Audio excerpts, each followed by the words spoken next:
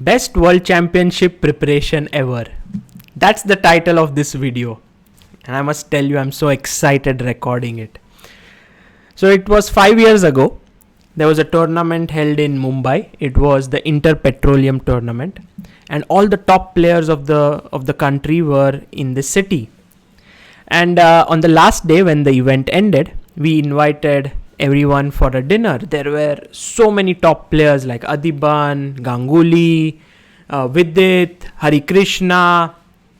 In women, there was Soumya, Nisha. I mean, there were just about everyone there. And we had a nice meal and everything was great. And towards the end, Surya Ganguly decided to stay back at our place. And he had a flight next day morning. So it was late in the night, somewhere around 2 a.m.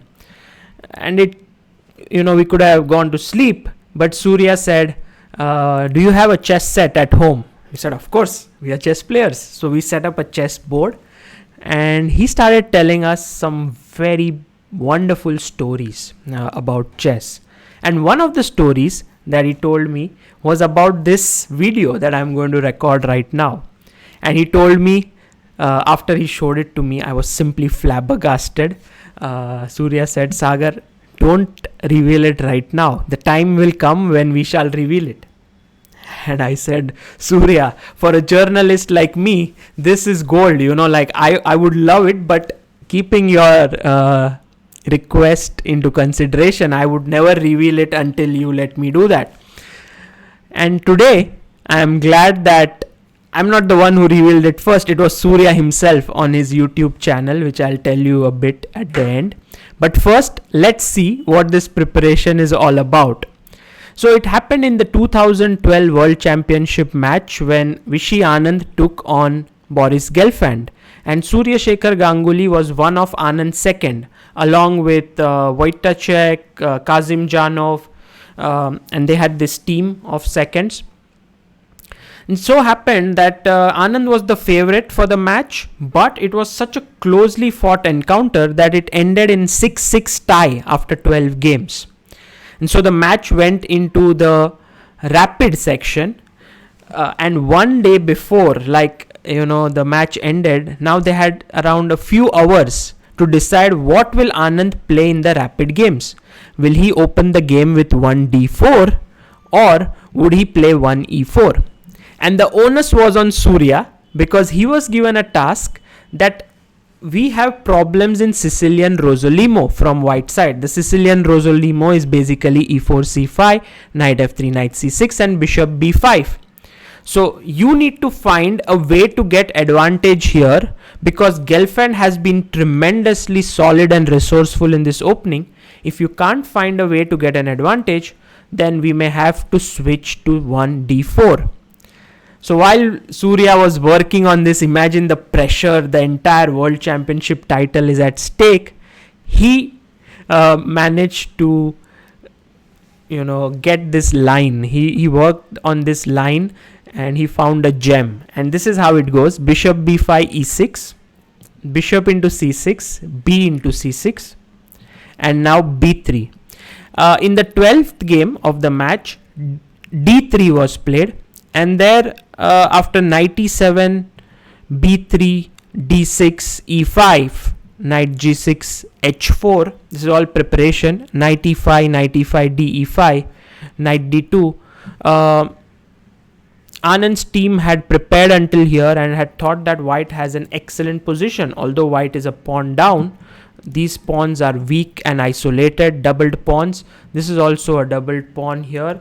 But Gelfand stunned them with a brilliant move here. You can pause the video and take a bit of time and try to find out what is it that black should play here. Well done. If you found the move c4, it was basically giving the pawn back so that you can have more open lines for the bishop.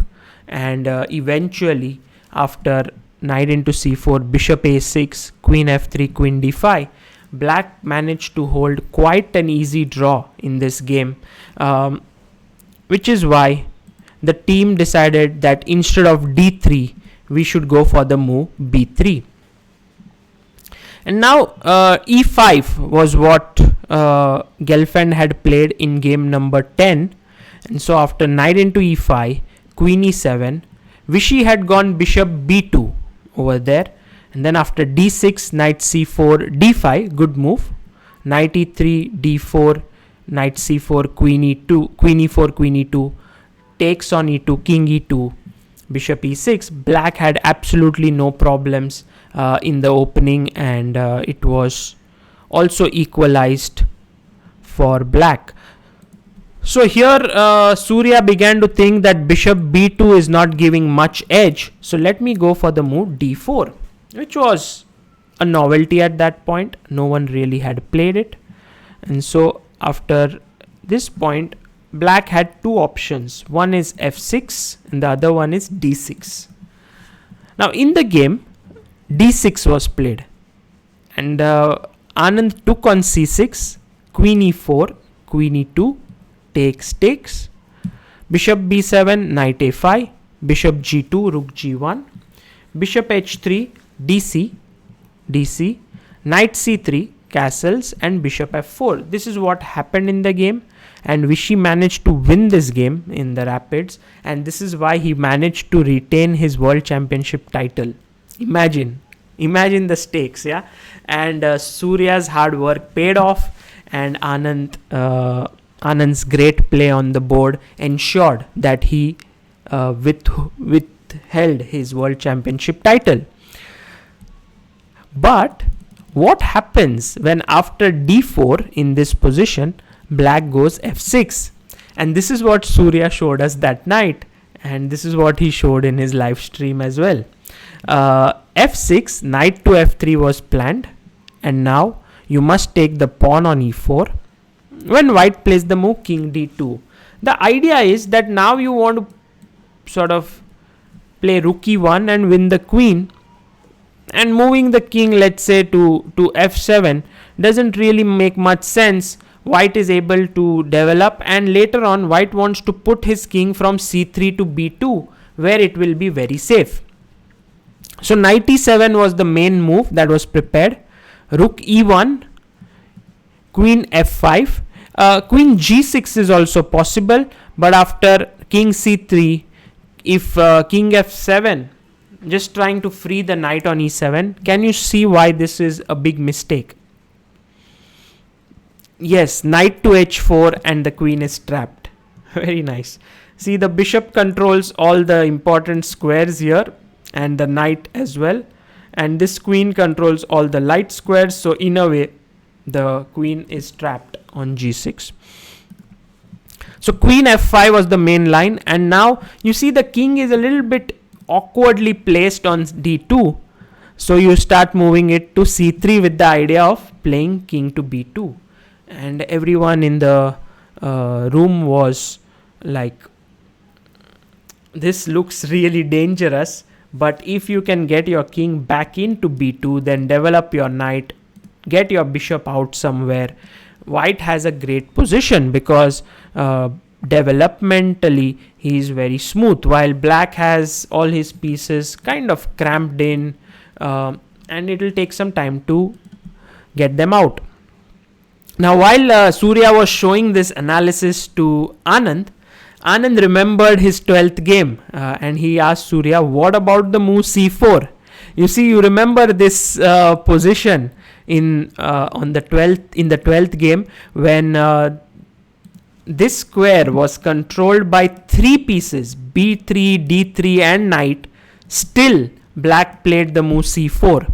So therefore over here also Anand asked Ganguly that, have you considered the move c4 or not, because Gelfand may play it. And at that point Surya hadn't considered it. So the entire team joined in, and then they found this amazing line, which goes, you take the pawn with your king, and this looks super scary. But again, if you don't do anything, I'm just coming back from c3 to b2. So you need to stop the king going to c3. You would have loved to play knight d5, but then this knight is currently pinned. So you have to play queen to a5, and now the threat is bishop a6, checkmate.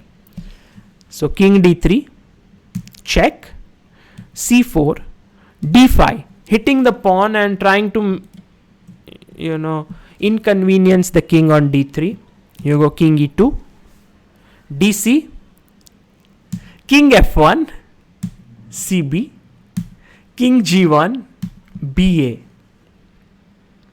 And this is really a beautiful sight to behold, because the king that is right now on g1, which many people would consider that this king actually came here after castling, has actually gone from e1 to d2 to c3 to c4 to d3 to e2 to f1 to g1. My god, what a journey. In 17 moves, you had 1, 2, 3, 4, 5, 6, 7 moves with the king.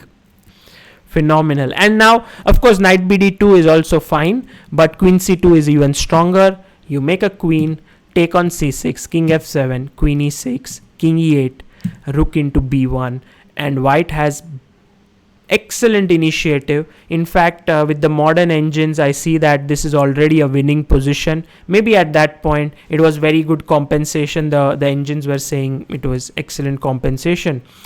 And this show happened yesterday with Surya and Vishy Anand. They both talking about this position. So 10 years later, nearly 8 years later, both these guys who were so involved in the World Championship match, one in Chennai, another one in Kolkata, sit together on a YouTube live stream and discuss this. It's so brilliant. And Vishy Ganguly said to Anand that thank you for trying this out, trying this opening out and trusting in our analysis. And Vishy said, well, it was not so risky. You see, when the queen came here, there's already a draw in hand. I can always repeat here, but then if I feel like it, I can even take on b1, and then I have good compensation. So I can decide. I mean, if you give me such preparation, I'll take it any day and play it.